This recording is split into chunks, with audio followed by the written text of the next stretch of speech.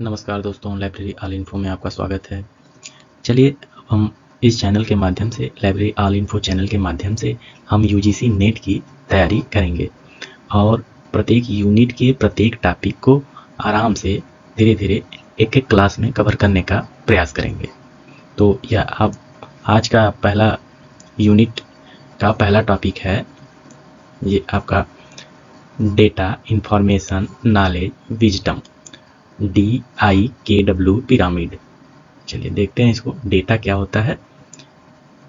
Data raw unprocessed fact without context. देखिए, बिना प्रसंस्करण के तथ्य जिनका कोई संदर्भ नहीं होता, जिनका कोई संदर्भ नहीं होता, जिनका कोई संदर्भ नहीं होता। ठीक है, अब इसको हम एक एग्जाम्पल के थ्रू समझते हैं। चलिए देखते हैं। अगर हम लिखें एग्जाम्पल में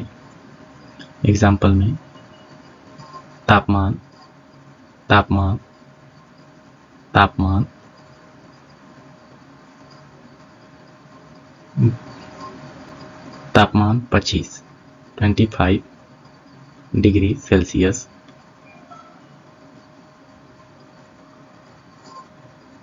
होना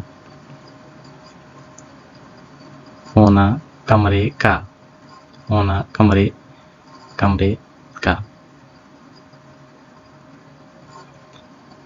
चाहिए। आप लोगों को ये समझ में नहीं आया होगा कि ये हम क्या लिख रहे हैं।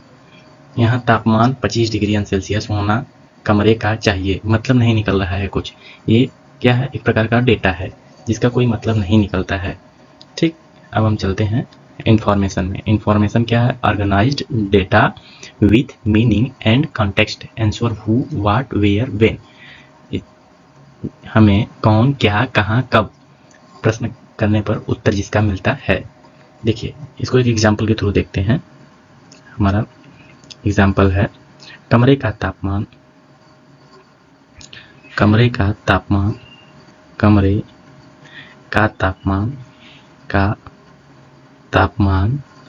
का तापमान 25 डिग्री सेल्सियस होना चाहिए।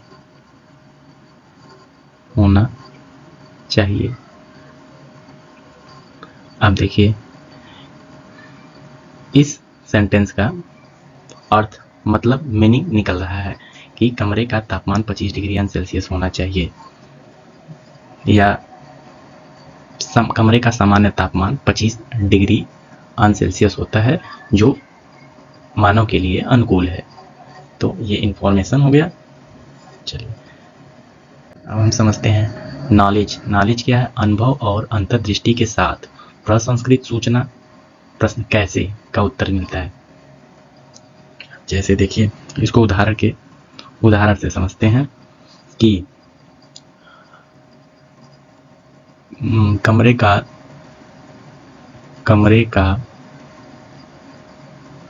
तापमान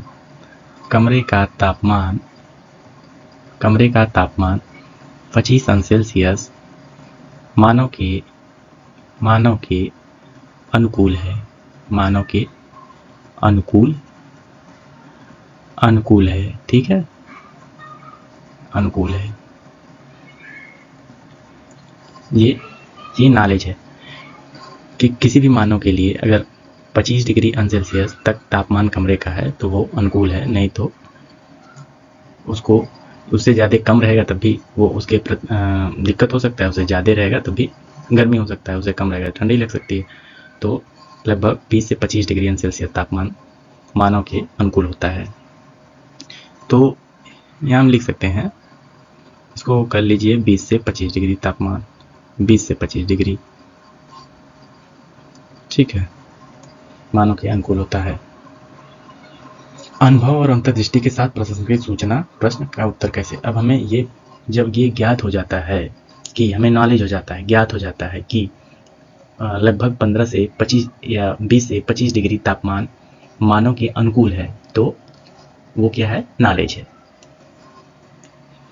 अब जब हम इस नॉलेज का उपयोग करते हैं, इस नॉलेज के आधार पे कोई निर्णय लेते हैं, तो वहाँ विजडम होता है। जैसे जैसे एक उदाहरण के थ्रू देखते हैं। जैसे हमें हमें जैसे हमें हमें कमरे में एसी लगवाना है, ठीक है, एसी लगवाना है, एसी लगवाना है। तो हम पहले विचार करेंगे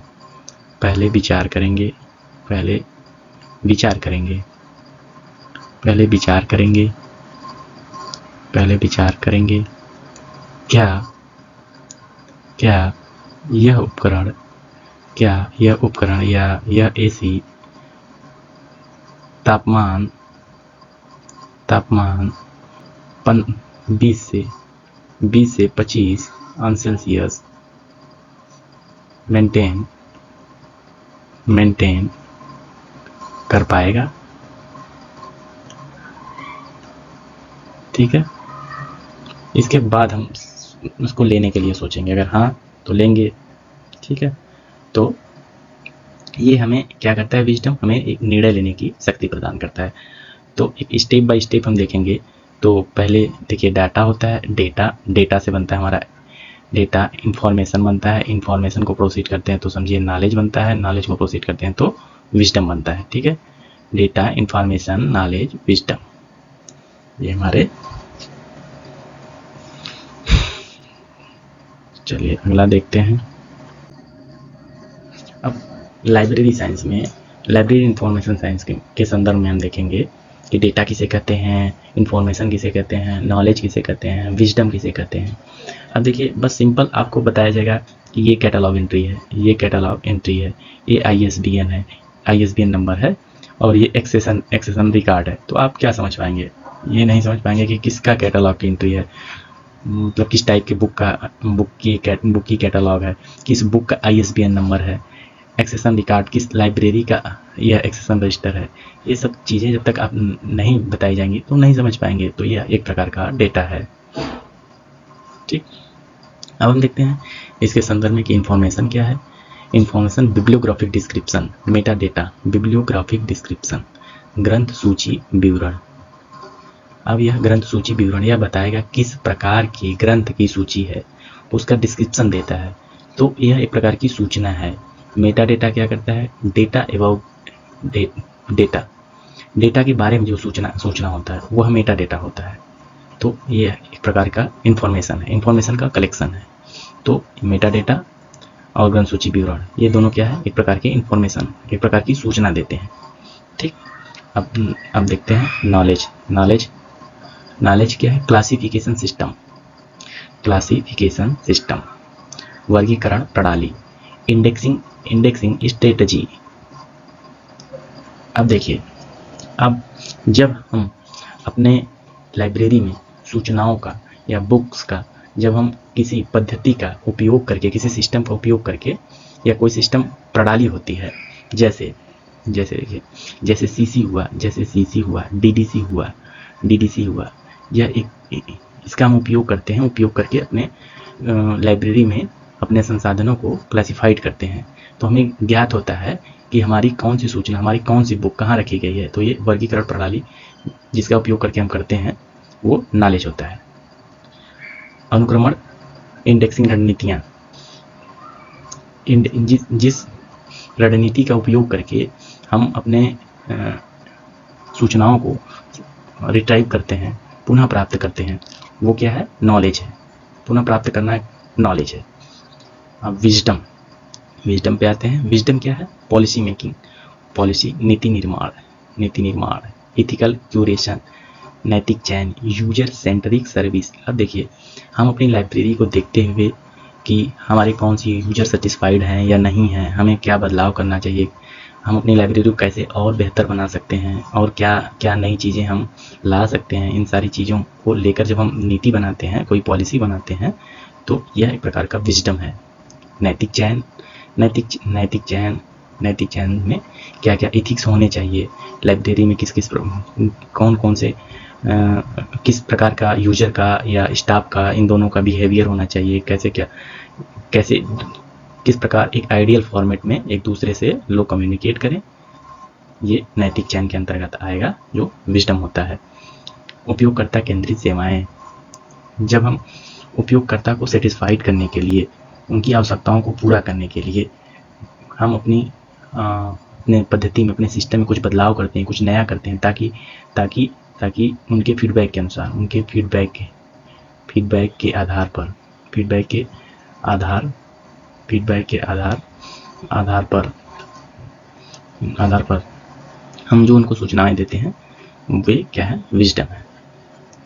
चलिए देखिए, ये इमेज के माध्यम से हम समझते हैं डेटा में क्या है, डेटा कोई मतलब नहीं है, निकलता है, ये अनप्रोसेस्ड होता है, रॉ फॉर्म में होता है, ठीक है।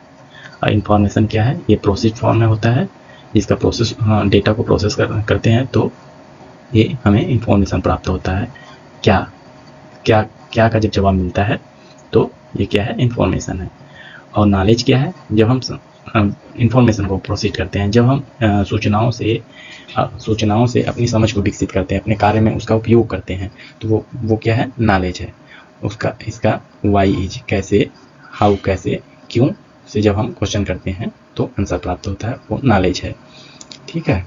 अब विजडम क्या है, जब हम नॉलेज के बेस पे कोई निर्णय लेते हैं कि हमें क्या करना चाहिए, क्यों करना चाहिए, क्या बेस्ट है, तो वहाँ क्या होता है, विजडम होता है, ठीक है। हम यहाँ देखते हैं कलेक्टिंग द पार्ट, ये अलग अलग पार्ट में होते हैं, ठीक। और कनेक्टिंग द पार्ट, ये एक ही पार्ट में होते हैं, ठीक है। जब इन पार्टों को एक सिस्टमेटिक ढंग से हम तैयार करते हैं जोड़ के, तो क्या बन जाता है, इंफॉर्मेशन। जैसे हम एग्जाम्पल दिए थे कि कमरा 25 डिग्री सेल्सियस होना चाहिए तापमान। अगर हम उसी को करें, कमरे का सामान्य तापमान 20 से 25 डिग्री सेल्सियस होना चाहिए, जो मानव के लिए अनुकूल है, तो यह क्या बन जाता है, इंफॉर्मेशन ऑफ ए होल। अब ये इनसे जब हम ज्ञान में जब ये परिवर्तित हो जाता है, जैसे उदाहरण में हम देखे थे वहाँ कि हमें कमरे का तापमान हमेशा 20 से 25 डिग्री सेल्सियस रखना चाहिए, तो वो क्या है, नॉलेज है। हमें पता है कि हमें 20 से 25 डिग्री रखने पर हमारे ये अनुकूल होता है, ठीक है। अब ये इस नॉलेज के आधार पर जब हम वो करते हैं, निर्णय लेते हैं कि हमें कोई भी कार्य करना है, जैसे हमें अपने रूम का टेम्परेचर 20 से 25 डिग्री सेल्सियस रखना है, तो एसी ऐसी होनी चाहिए ताकि वो 20 से 25 डिग्री तापमान को हमेशा मेंटेन रख सके। चलिए अगला देखते हैं, रियल लाइफ में इसका क्या यूज है, डेटा, इंफॉर्मेशन, नॉलेज और विजडम का। देखिए डेटा क्या, पिछले महीने 500 लाइब्रेरी के हिसाब से हम लोग देखेंगे। देखिए डेटा, पिछले महीने 500 छात्रों ने, यहाँ देखिए, पिछले महीने 500 छात्रों ने डिजिटल पुस्तकालय संसाधनों का उपयोग किया। तो इसका कोई मीनिंग निकल रहा है? कोई नहीं, कि पिछले महीने 500 छात्रों ने डिजिटल पुस्तकालय संसाधनों का उपयोग किया, तो कोई मीनिंग नहीं निकल रहा है। अब देखिए इंफॉर्मेशन ये कैसे बन जाता है, अधिकतर छात्रों ने शाम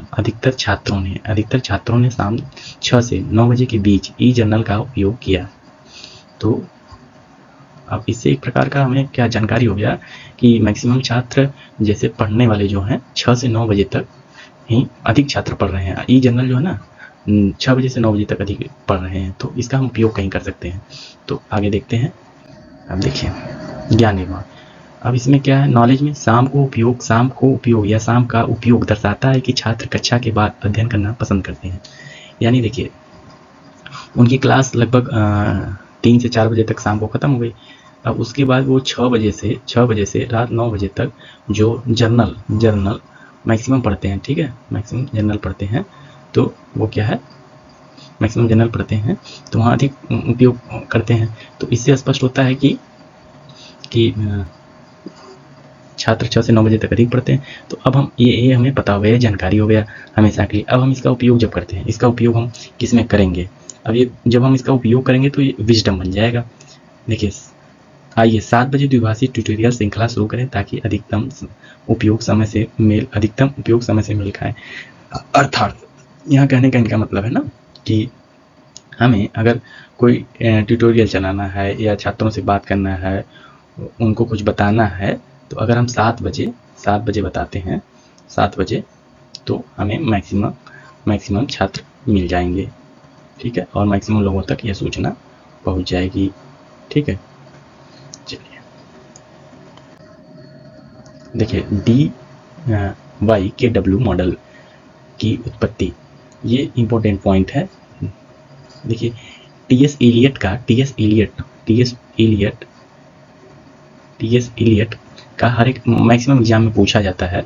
बता रहे हैं, टीएस एलियट ने ज्ञान और सूचना के बीच अंतर को कविता के माध्यम से उजागर किया।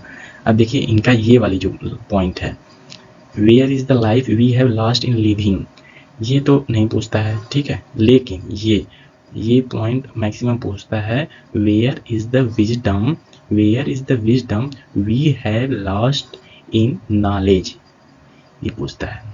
पूछेगा कि यह line, where is the wisdom we have lost in knowledge, और ये वाली line, where is the knowledge we have lost in information, ये मोस्ट इंपॉर्टेंट है। ये मैक्सिमम एग्जाम में पूछे जाते हैं। ठीक है, ये दोनों मोस्ट इंपॉर्टेंट है। ठीक है, आपको पता होना चाहिए।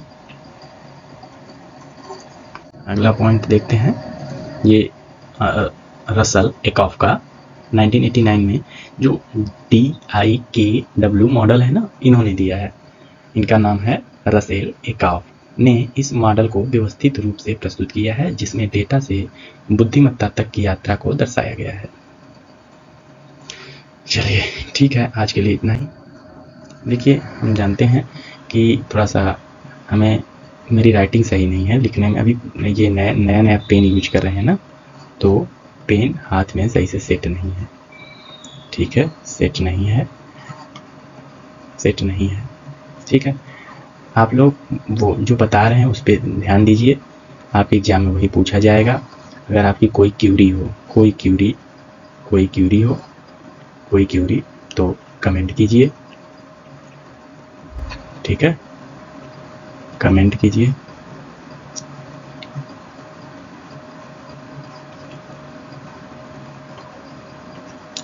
अगर आप कोई सुझाव, कोई सजेशन देना चाहते हैं, ठीक है, आपका कोई सजेशन है तो वो हमारे लिए महत्वपूर्ण है। आप उसको ज़रूर कमेंट बॉक्स में बताइए, आप क्या चाहते हैं, अपना फीडबैक दीजिए। देखिए हम सोच रहे हैं कि यूजीसी नेट का जो पेपर 2 अपना लाइब्रेरी साइंस है, उसको पूरा 10 यूनिट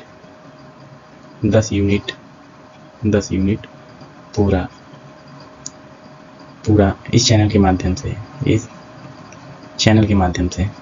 ठीक है, चैनल के माध्यम से आप लोगों को बताएं।